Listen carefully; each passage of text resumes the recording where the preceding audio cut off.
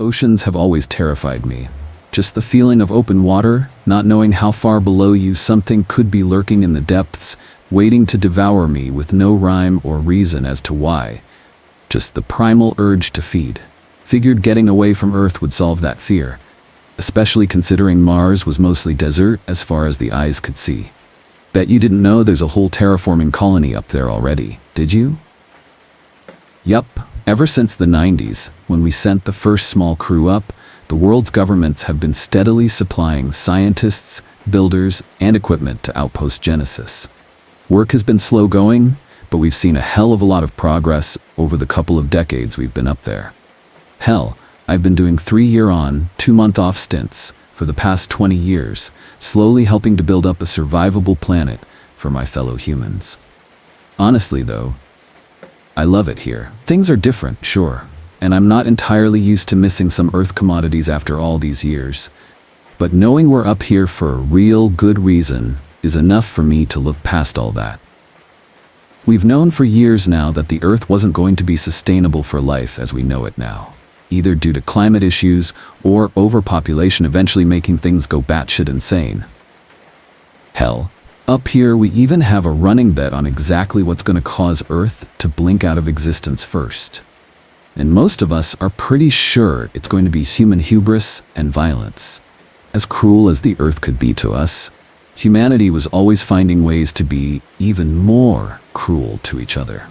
Up here though, I didn't have to worry about that. Meals were taken care of, I had friends to go out drinking with after we got done with the tasks of the day, and things were honestly pretty comfortable. Maybe 400 of us lived up here in total, everyone with their own job and duty to the outpost. I do geographic surveys, picking out the best spots on the planet for new outposts, resource stations, things like that. The best part is, it pays well, and I haven't had to spend a damn cent while I'm up here, so the account back home is bursting whenever I decide to retire. The sun came up and signaled a start to the day, waking me from a delightful dream to an awful, awful hangover.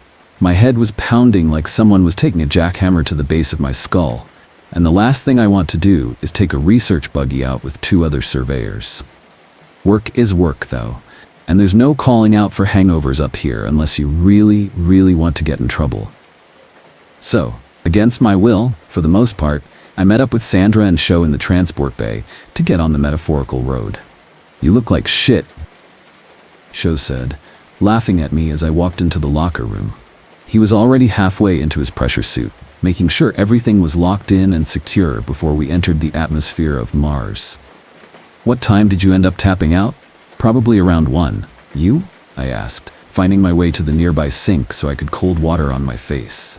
It hit like a brick wall, waking me up much more. I was out of there by 11, had my drinks, did my rounds, and my ass was in bed before midnight, he retorted. "Is Teller here yet?" Sandra said, busting into the locker room already suited up, a huge pack of supplies in her arms. Through the door into the transport garage, I could see our home for the day, one of the mobile survey labs that were scattered throughout the outpost. It was like a small RV, set up with seals, ventilation, and everything needed to do our jobs out in the harsh desert of the Red Planet. "Mornin'," was about all I could mumble back to her, dragging myself over to the locker containing my Atmos suit. I hated these things, even after all the years I've been using them, and it was like being put into a little cage. I went diving once in my life, and it felt like the same thing. Knowing that only the helmet you're wearing is keeping you from a terrible fate of suffocation, whether it be under the seas or in the hot sands right outside. "Told you. Should have gone to bed earlier last night instead of hitting that last Jack and Coke." Sandra was laughing now as well, turning back with her bag of supplies to load up the research vehicle. All I could do was grumble my discontent as I crawled into the Atmos suit, hearing the pressurized hiss as the last seal snapped into place. Sho walked out to the vehicle before I could leave the room, telling me I had 5 minutes to finish sobering up. "What, they gonna give me a Martian DUI?" I shot back, grumpier now. Not sure why I was so irritable today, but something just felt more off than usual. It took a few minutes, but we all finally loaded into the survey RV, making our way west toward the newest survey site. We had a lot of luck in the past few weeks discovering areas that could possibly support life. With the right push, of course, and things were looking pretty bright for the first time in years up here. Maybe that's why I felt so off. The feeling that something could go wrong when everything was going so inexplicably right lately. The drive was a nightmare, though. Know how the infrastructure on Mars is set up? It's not. Any expedition we took was traversing rough, red sand and rocky terrain, with the huge wheels on the RV barely able to handle some of the more jagged chunks of rock that would spike up from nowhere under the sands. I swear the wheels on this thing would tear up a whole mountain back home, but here, every little rock they ran over felt like someone stabbing a dagger into the back of my head. Maybe 3 hours later, we finally reached our destination. I might have ended up asleep if I wasn't the one driving, but Sho and Sandra decided to do their pre-survey checks on our way there, so I was left with the short stick. When we arrived, I could see why we were being sent to study this place. In the midst of the red sands that were stretching around for miles, this single formation of rock stood waiting. It wasn't quite big enough to be a mountain, but as tall as a 5-story building, maybe. It went up high enough that we would probably need the entire day just to climb up. Seriously? We have to get up there? I said, letting out an even bigger groan than when we took off. Nope, under it. Sho answered, heading past me out of the doors. I could see on closer inspection that there was a small opening at the base of the structure. A cave, entrance 4 wide enough for a small truck to pass through, was there, gaping open as if inviting us into the darkness beyond. Grab some flares and floodlights. We're going to take the buggy as far as we can. I pressed a button, loosing the small transport buggy we held in a small bay at the back of the survey RV. It rumbled out with a small hiss, the open cabin and bed in the back already piled with what we would need. Just in case, though, we grabbed a few more of the flares and high-powered lamps. If it was dark, we were going to at least be prepared. Even with all the light we were holding in reserve, it took a moment to gather courage once we reached the cave mouth. Everything beyond was pitch black, a complete absence of any kind of light source. We turned on the brights on the buggy, and those were barely able to penetrate past the first few meters. All we could tell was that the ground sloped downward hard almost immediately, meaning we had a descent in store. "Ready, boys?" Sandra asked, looking to Sho and I both before pulling one of the flares from a bag. Might be making a discovery that will change humanity's future, after all. Been hearing that for years, Sho mentioned. Sandra chuckled, handing each of us flares to keep in our belt. We set off, brights cutting through the darkness maybe 20 meters ahead, with the abyss running endlessly ahead of us. The rumbling of our wheels echoed off high walls, crunching over hard rock beneath us. As we got further in, the rocky sand of Mars' surface gave way to solid, red stone. I found myself tapping the brakes more frequently as we went further down, the descent becoming steeper exponentially. "Hey, think we're going to have to go on foot from here. Drop-off is getting too dangerous for the buggy," I said, slowing down enough to pull the emergency and set it in park. Never thought I would need a parking brake on Mars. We set off on foot, loading up flashlights and flares, along with a few small light markers to find our way back more easily. Not like the path was very non-linear, but when you're underground, it's easy to get disoriented. Our boots echoed loudly as we walked across the smooth, red rock, shining like a beautiful granite below us. It was so much more brilliant than the dull rock on the surface, almost mesmerizing in the swirling patterns set deep into the stone. Drip, drip, drip. All 3 of us stopped at the same time, the sound setting off billions of alarms in our minds that all pointed to that life-changing discovery. Water on fucking Mars. We all looked at each other, not even daring to believe we were the ones to find something like this. It was, we've been theorizing about this for decades, maybe centuries, but to be the ones that actually find it? We would be fucking gods back on Earth. "No way," Sandra whispered. "We're gonna be loaded." Sho was giggling already. "Don't get your hopes up just yet. Our luck, it's fucking oil or something," I mentioned. "Oh, so you Americans will be up here in no time," Sho laughed louder. We all kept moving forward, scanning the walls with bright flashlights, hoping to find the source of the drip. It took minutes of walking, the drip echoing louder through every step we took. "Hey, it's in our constitution we're allowed," I retorted. "Life, liberty, and the pursuit of that sweet, sweet oil money."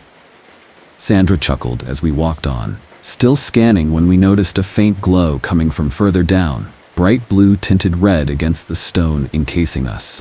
We didn't stop, but I know I held my breath for the next few meters before we entered the huge, open cavern. Above us, a cavern of stars was spread out for miles, phosphorescent blue shining down from something on the stone roof. As we watched, the occasional drop would fall from them, landing atop the sprawling ocean split in front of us. The light reflected a deep red on the liquid surface below. A solid, shining pathway of rock divided the sea in front of us, glowing bright with the same bioluminescence. I pulled out a test tube from one of my belt compartments, moving to the edge of the liquid substance to take a sample. "Don't just stick your hand in," Sandra shouted. "I'm not an idiot," I mentioned, removing a small pair of tongues from another pocket. Gripping the tube tight enough to keep hold, but loose enough not to shatter it, I made sure to go slow, dipping it down into the strange subterranean ocean. It took more force than I expected, the substance being much more viscous than expected. When I pulled the tube back up, it was dripping from the outside, slowly joining the echo of whatever was falling from the ceiling. I capped it, shaking it off before bagging and wrapping it to protect the sample. After it was safely sealed up, I shined my flashlight on it to get a clearer look. It was a deep crimson, thick, and it looked like something was swirling around in it.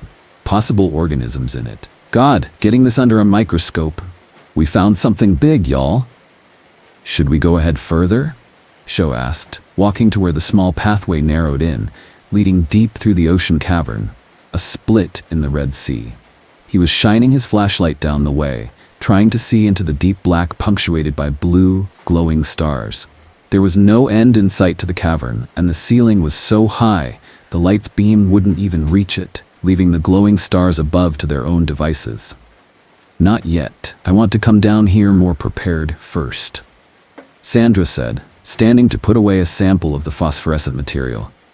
"Looks like a type of spore, but we need to have more light, some flotation devices for safety. Getting this back to the folks at base is going to be huge."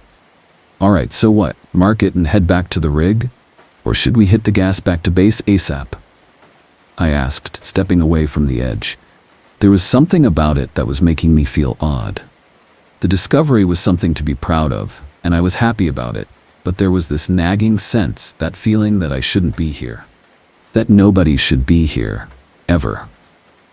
Actually, I vote for hitting the base as fast as we can. I don't know about you guys, but I'm getting the creeps. "Same here," Sho replied. We packed it in, turning to leave. We were so focused on the sea in front of us that we didn't even think to look back at where the entrance, now noticing the walls around the small cavern opening.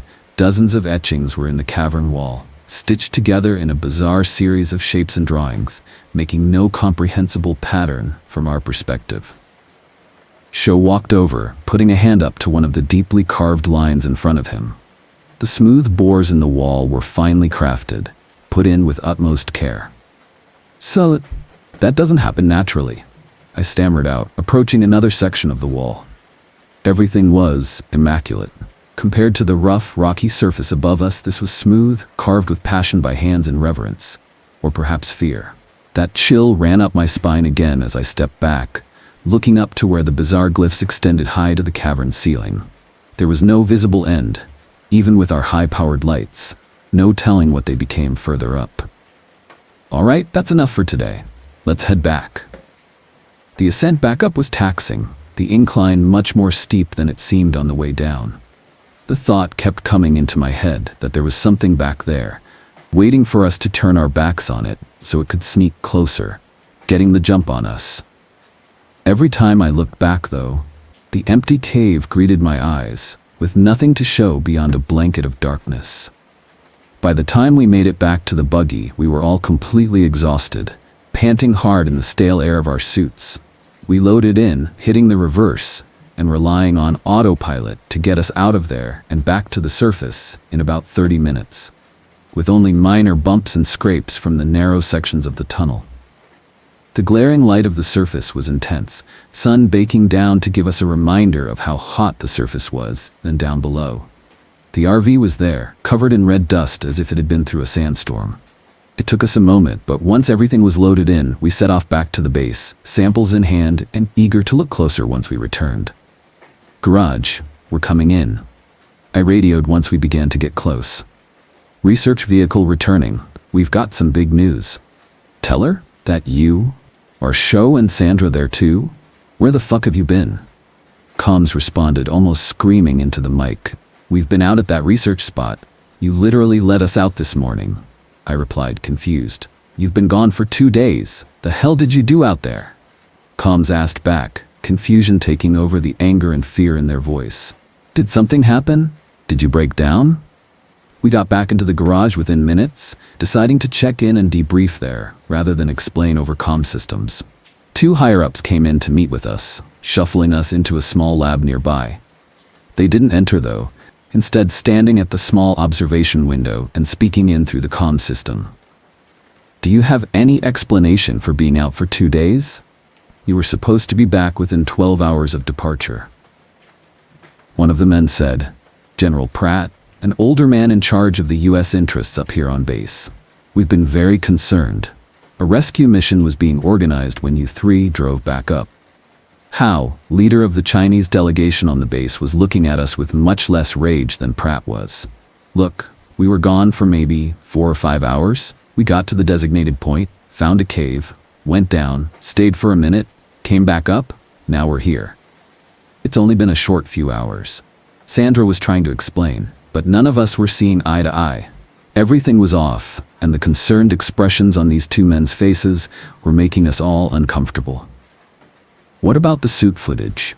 We have GoPros set up in those things, so just check them, you'll see. Sho was almost frantic, the prospect of that missing time almost breaking his brain. We had discussed it on the way in, with none of us able to account for it, all agreeing we were only gone for a few hours. The more we thought about it, the more it made sense though. The dust on the RV couldn't have gotten there in just those few hours, and there weren't any storms recorded in the area at the time we were gone. So, where the hell did the time go? We're actually checking suit cameras right now. We don't know what in the world you found down there, but right now we're 7 hours in, and the footage, as soon as you get ready to leave down there, just becomes still. You have your samples, you're packed up, talking about your discovery, then before you can turn around to leave, everything gets weird. All 3 of you stop, standing like statues the entire time. We've got a couple of guys skimming the footage, but so far there's no change. The batteries on the cameras likely died during the time you were out, but that's not the biggest problem here. Pratt explained. That makes no damn sense. We would have run out of our air reserves, I mentioned. We only have 24 hours in those things, but there was enough for us to make it back. You took your damned helmets off, you didn't use any of your air reserves. Hao leveled, looking each of us in the eyes in turn. So how the hell are you here right now? We what? I stammered out. No, that makes no sense. We had our helmets on the entire time. None of us were stupid enough to take them off up here. That would be instant death. So what the hell? Look, there's no way any of us would have done that. We're not stupid. Wouldn't be up here if you were. Pratt said, looking into my eyes now, seriousness in his furrowed brow. But I need to know what the hell would make y'all do that. We don't know, sir, Sho whispered. Sandra was staring blankly in front of her, and he had his hands crossed in front of him in prayer. There was no telling what was going through their minds, but I know mine was racing with thoughts of the past few hours. I didn't feel any different. There was nothing off about my body. Once we got out of the Atmos suits when we entered it, was refreshing to breathe clean air again, but nothing indicated they were off before then. Look, we're going to keep you 3 in observation for a bit, just to make sure everything is baseline, Hao said, putting his hands up to calm us, despite everyone's dumbfounded, quiet state. We'll let you have lab 2 though, that way you can study your findings in the meantime. Sir, are we going to go back to Earth again? Sho asked, fear in his eyes now. He was thinking the same thing we were, having no helmets on, especially down there. All kinds of possible pathogens or biological hazards could have gotten to us. There was no telling what we may have brought back to the base. God, what have we done? I don't know, Hal said, a heavyweight in his voice. I do know that your discovery will lead to immense advancements for humanity, though, and you will be a part of history, no matter what. That's not promising, I muttered, looking at the lab around me. Where are my samples? They'll be brought in momentarily. We're cataloging items right now to be sure, Pratt said, nodding over to a small exchange door on the lab wall. Once it's ready, they'll put it through there. Throw some whiskey in there too if you can? If I'm trapped here, at least let me drink, I mentioned, hoping for the best. Pratt just nodded, so I'm taking it as a good sign. The two officers walked away then, leaving us to ponder our own mortality for the foreseeable future. I tried to sit in one of the chairs in the corner, but something was making me stay up, only letting me pace nervously as we awaited the samples for study. Sandra was only staring ahead at the wall, while Sho was muttering to himself constantly, going over ways in his head to find out what may be wrong with us or if there was some way to test. We were in a lab, so not like there weren't resources around, but with the addled state our brains are in, there's no thinking straight like that. Maybe an hour, maybe two. Finally, a bin was pushed through the exchange drawer, our sample vials inside, along with a few other items from the RV. Underneath, a bottle of Jack nestled in for all of us to split. I practically dove for it, desperate to see what we had found, what was keeping us in here, and for a drink. Look, I'm well aware at this point I probably have a problem. Least of my worries now, though. Taking a swig straight from the bottle, then offering it to the others who both shook their heads, I was ready to face whatever we were up against. One of the samples went into a test to see exactly what the hell it was, and I took a small drop, putting it right on a slide and barely getting it in place before pressing my eye to the scope.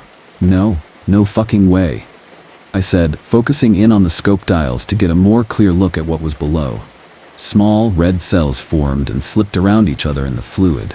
Sandra, Sho, I need you to look at this. What is it? Sho asked, coming forward. Sandra didn't respond for a moment, having to shake herself out of a stupor as I tapped her on the shoulder. Look, and tell me what you think, I said, making room in front of the microscope for him.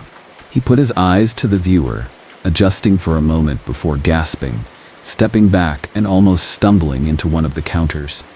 Sandra stepped up to look and had the same response, falling to the ground and scrambling backward. Is that blood? Sho was holding his stomach, a dry heaving starting to work its way up to escape his mouth. Can't blame him, considering that was my first thought as well when seeing the red cells pulsating and moving past each other. Why is it moving? I don't know. I really don't know. I have some testing to see if it really is blood. There's something else in there too, though. Did you see it? I asked, adjusting the slide toward another direction. Look again. Sho peered back into the scope, gasping as he saw the same thing I did only moments ago. A small, dark organism moving its way through the red cells and eating them. I don't know if that's what it was actually doing, but just it touching the red cells made it begin to shrink, decaying to nothing before it moved on to another. Could that be in us? He asked, looking from me to Sandra. I noticed now his eyes were bloodshot, a dark red against pale skin. It creeps me out, but I'm chalking it up to lack of sleep. Hell, I probably looked no better. The machine nearby dinged, telling me the first vial's component testing was done. Paper began feeding from the computer nearby, the results of the machine's work. I hesitated, swallowing the lump in my throat before grabbing the paper, ripping it off and closing my eyes as I brought it to my face. I opened my eyes, reading off the results before me with shock. The test designated it as blood, but it was so much worse. Oh my God, it took a few seconds to hit me, but I still managed to make it over to the trash can before puking my guts out into the garbage. The freshly downed alcohol burned its way back up like hellfire, making me wince and choke. Sho snatched away the paper before it could float to the ground, left behind while I was dealing with my own existential dread. I could see his face turn pale as the same results were read off. Human, he whispered, scanning the paper again and again to see if he was imagining it. desperately hoping that the results would change before his eyes. The hell does this mean, Teller? I couldn't even speak, just shaking my head as another heave of anxiety worked from my gut upward.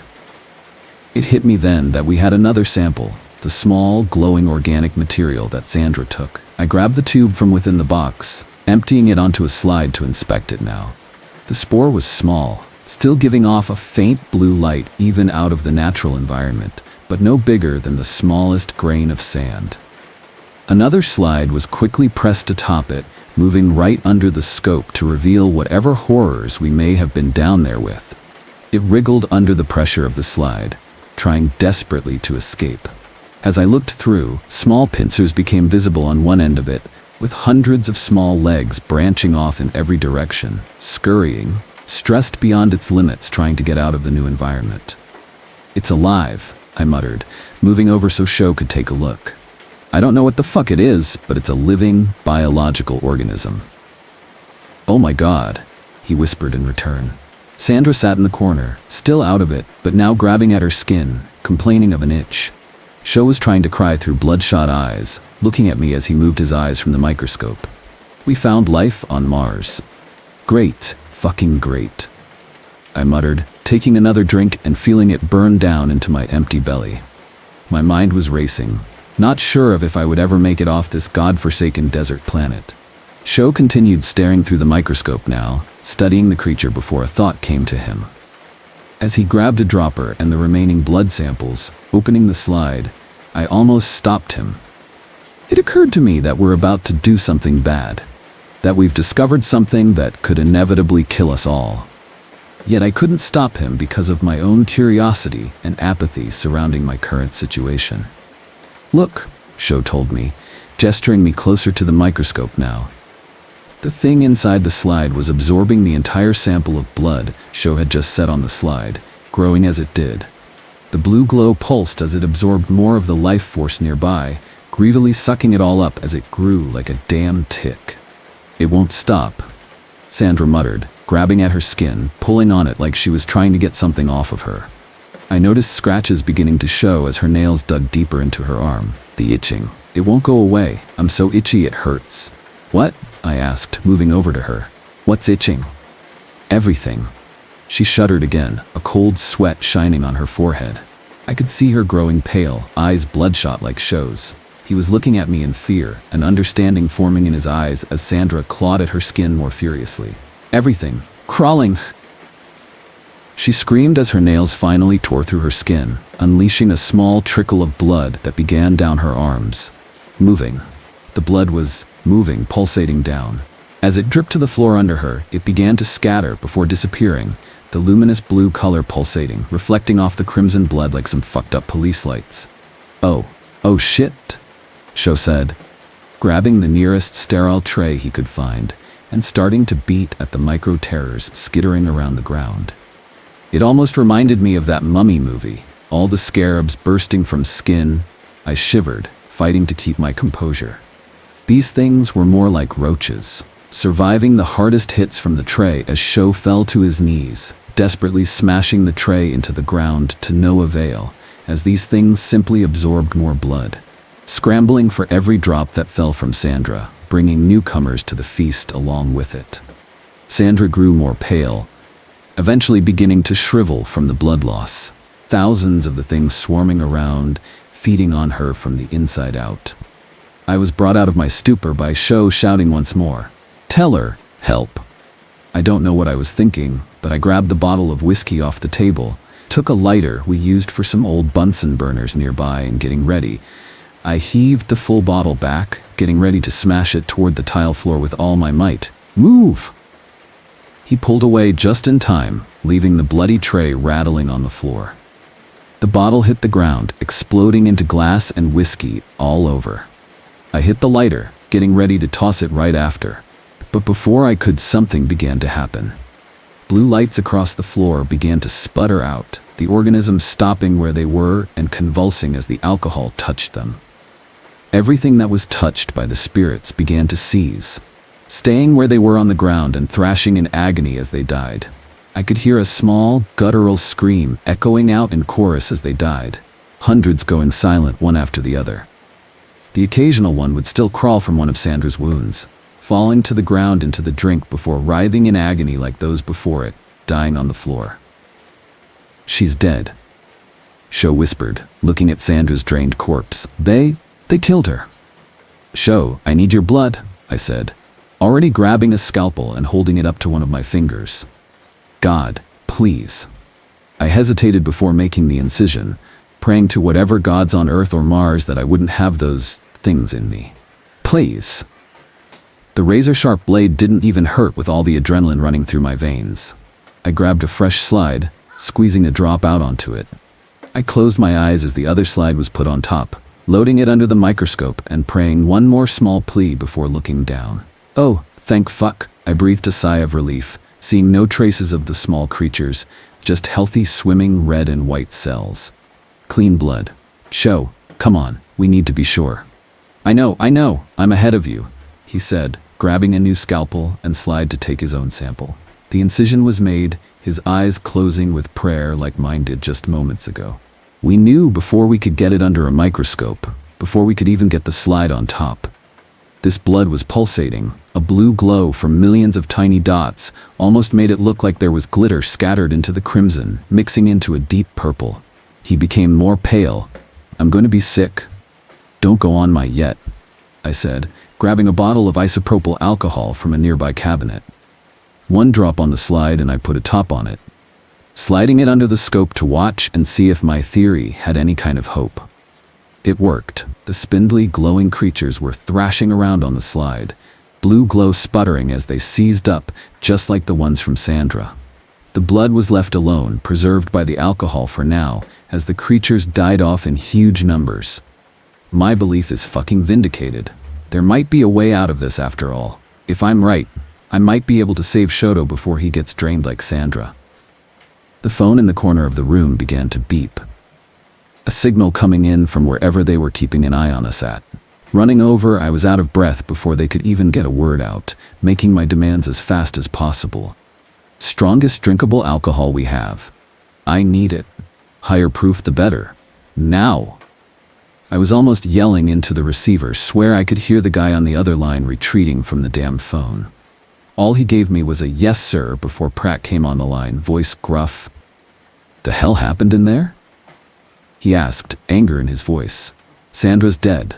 Sho might be too, if you don't get me those drinks fast enough. You might want to have a few yourself, just in case," I mentioned, pulling back for a moment and waiting for his answer, expecting him to offer some rebuttal to what was happening now. "Okay, do what you need to," he mumbled. Something was off. Something about how he was responding to the situation. He was too calm. "Sir, you assigned this research point, right?" I asked, gauging my words carefully. "That's not a question for right now," he shot back, hanging up the line. "That bastard knows something," I muttered, turning back to Shoto and seeing him begin to shake. Just in time, I heard the transfer drawer slam, 2 big glass bottles being shoved through in a bin. 1 whiskey like before, and 1 bottle of... holy shit. Everclear? No idea why anyone brought that up here when there were always better things, but who am I to judge? I uncapped it, shoving it to Sho.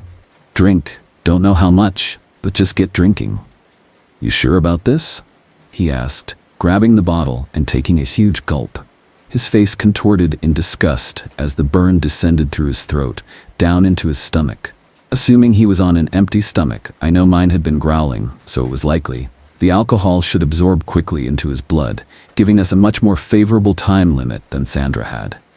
"No, but what choice do you have?" I shrugged, uncapping my own bottle and taking a hard gulp. He shrugged, the very act looking like it was uncomfortable for him. I could tell he was starting to hurt, getting that same feeling Sandra must have had before the itching started. The microorganisms must not be big enough yet to cause that, but I'm sure they were feasting on the blood in his veins as we sat, now passing the bottle of whiskey back and forth, a much more palatable alternative to the Everclear. I kept an eye from him to the digital clock on the wall, every minute passing by in agony. These things died on almost immediate contact, so it was just a matter of letting the alcohol get into his bloodstream and spread through his body. After 20 minutes, we both were feeling nervous. But the time came. Take two? Guess so, Sho replied, holding out his hand to me. The scalpel went through his finger, dropping onto the slide I was holding. It wasn't moving, no pulsating, just still blood. He sighed in relief, but to be sure we loaded it into the microscope. The microorganisms were still in there, but completely still, no glow coming from them anymore. It worked. Sho let out a sigh, holding up the bottle of Everclear and giving a toast. Cheers to not being drained from the inside, I guess. We have other problems now, I said, raising my bottle and drinking again alongside him. God, I need food though. I went to the phone, ringing out to security to request something be brought in. There was no answer. Only silence met me on the other line. Sons of bitches, Sho said, moving to the window and beginning to bang a fist against it. Hey, let us out. They're not going to, I mumbled, looking around at our options. There was that same feeling gnawing at me, knowing something obviously wasn't right. Pratt knew something about that area, but whatever it was, he wasn't telling us. I sat down in a nearby chair, leaning it back and looking at the ceiling, struggling to come up with an answer to what we could do. We could break the window, Sho offered, a fist still balled up against the glass in front of him. He looked woozy, not holding his liquor very well. Couldn't blame him either. Drinking on an empty stomach isn't too pleasant. I was only moving around fine because I was so used to it, but he was having a struggle going on in his body. Can't imagine he was feeling great after the blood loss either. Barely bleeding yet, being mostly drained must be one hell of a sensation. I don't know, man. I don't know what the hell we should do about all this. Whatever that is too dangerous to just stay here. I don't think Pratt has good intentions for it either, I said, looking straight into the camera in the ceiling corner. Do you bastard? How did that get there, though? He said, whispering in a shaky voice. I could only shake my head and shrug, above my pay grade. I mumbled, finally getting up after a moment, grabbing one of the metal material carts nearby and pulling up on the handle to test its weight. Should be all right. Think you can distract them for a while? I'm going with you, he said, trying to stand himself but stumbling instead. No, you're not. I need to move fast, I said, crouching to get a good grip on the cart, lifting with my entire back into it. You need to send a message back home about this. They don't need to send anyone up here. You serious? He asked, sitting back on the counter now, looking more faint. Adrenaline was probably wearing off for him, with no telling how much longer he would stay conscious. You saw how quickly that killed her, right? She's just your baseline. That stuff thrives on blood, and if it gets back home, what was all this for? Terraforming fucking Mars just to bring death back to a dying Earth? Useless. I began ranting, yelling as I stepped toward the observation window. No going back now, I heaved one more time, tossing the cart with all my strength. The glass shattered, scattering the floor outside in the hall. I draped a fire blanket over the edge, scraping broken glass off before I climbed over. Toss me the ISO over there, I shouted back to Sho, who began to grab the alcohol from the cabinet nearby. The hell are you going to do? He asked, tossing one bottle at a time over the broken windowsill to me. We didn't see how far that cavern went back. I'm gonna see if I can find a source, I mentioned, pointing to a bag that was left over one of the lab chairs, which Sho promptly tossed over. Loading the bottles in, I started off, moving back towards the cafeteria. Stay safe, I'm going to take care of things. Be careful, he shouted after me. Unlock the door too. Flipping the lock as I passed by, Sho slipped out and started going the opposite way, though where I have no idea. It took about 10 minutes for me to make it into the caf, blowing past the poor cook on duty, not taking every bit of alcohol I could, piling it into the bag, then beelining for the garage. I quickly found out where Sho had been, finding him struggling for breath, leaning against the wall leading into the locker room nearby. Suits in the RV. I told them to open the door as soon as you're in to let you out of the garage. I raided the other labs for ISO too, so there's more in there. It's just kind of thrown in though, that's all the energy I had. He was barely able to get the words out through labored breaths. Rest, I'll try to come back. Thank you, I said, patting him on the back before running through the door, scrambling into the still dusty RV we made the original journey in. That thing went faster than I had ever taken it, blasting through Martian deserts with no regard to the rocky terrain underneath. It was a much faster journey than the first time, and as I approached the formation popping up in the distance, I started mentally preparing my list. I was going to attempt taking the buggy down the entire way, crossing the path between seas on it as far as I could go. There had to be something at the end. Somewhere back there. Some way to stop these things from ever making it out of here. I loaded everything into the buggy before even deploying it, hardly letting the RV come to a stop before opening the bay doors. The entire back seat was filled with enough alcohol to make a college frat house sick, so hopefully it would stand up to whatever this was. It didn't seem to take much to kill them, but my fingers are crossed regardless. The buggy was out in seconds, rumbling down the path into the cave. I didn't even care about my own safety at this point, just hitting the pedal to the floor and hoping for the best. When the blue light began to glow from beyond my headlights, I finally started tapping the brakes a little. The cavern opened before me, luminescent blue in the great dark maw above, making entire star systems. God, it would be beautiful if I didn't know what the hell it was. Vibrant blue fell from up high, dropping into the blood sea like snow over the ocean, pulsing brighter as it settled into the warm life force below. I pressed on, turning on the brights on the buggy, and carefully making my way onto the jagged rock path in between. The blood that was overtaking it made waves as my wheels passed through, making the blue twinkle as it was tossed up in my wake, responding to the stimulus. I heard a loud scream, echoing off the cave walls, yet miles away. Something knew I was there. The brights of the buggy didn't cut through the darkness as well as I had hoped, but I pressed on still, always keeping an eye on the path ahead. Eventually, I could see that the cavern was narrowing again.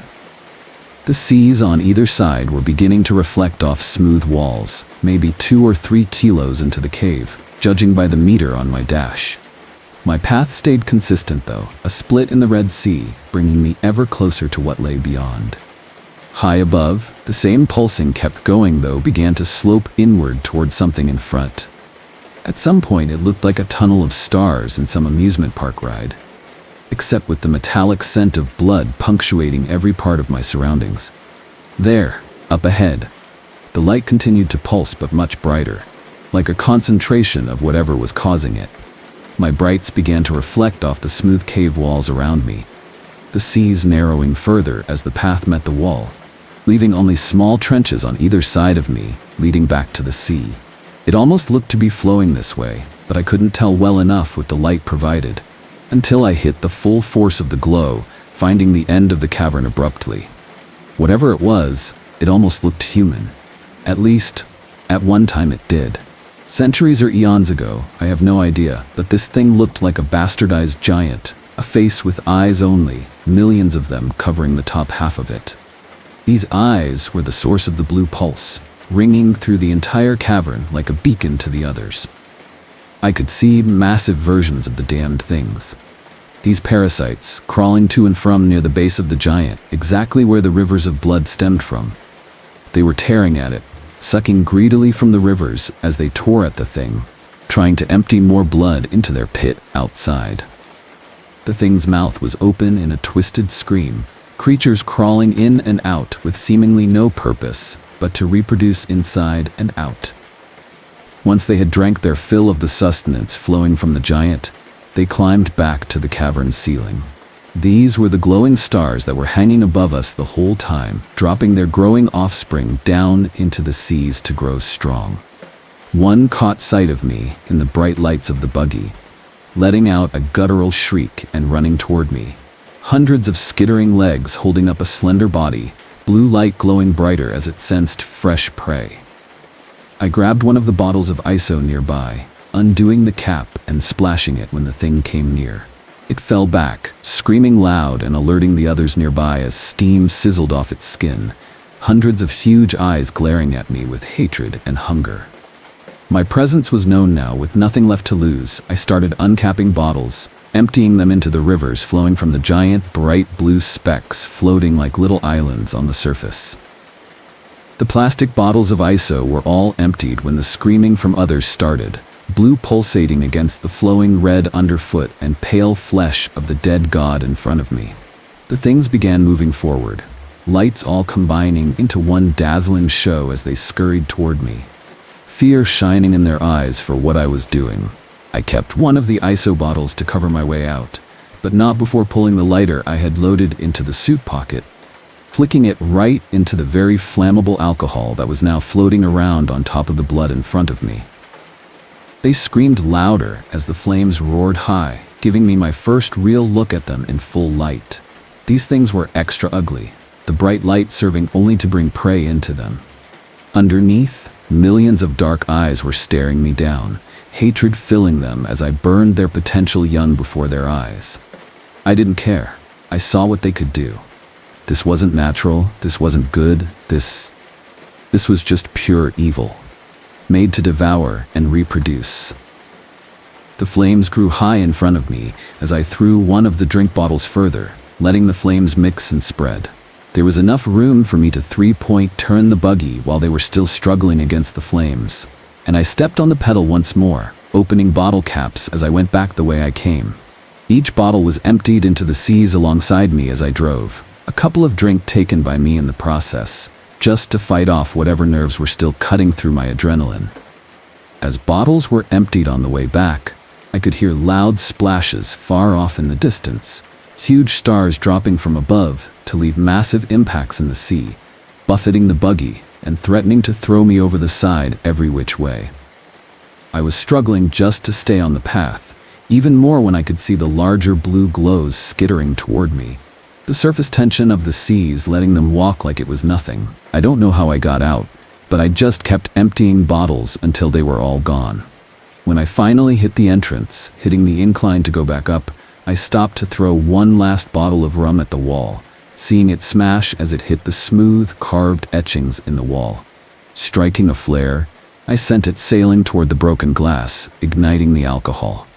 To my surprise, the fire began to spread through the carving, ascending the wall with fervor and lighting up the entire surface with no discernible pattern in the flames, eventually overtaking the cavern ceiling above. Screams echoed from every direction in the cave as the creatures hit a fervor, the path of flames I had left floating on, now frothing seas of blood behind me. There was no way in hell I was sticking around to see what the flames did. Screams chasing me all the way up as I almost put the pedal through the damned floor. I made it out into the harsh Martian sun, almost blinded from the total darkness down below. I don't know if Sho was able to get the message out.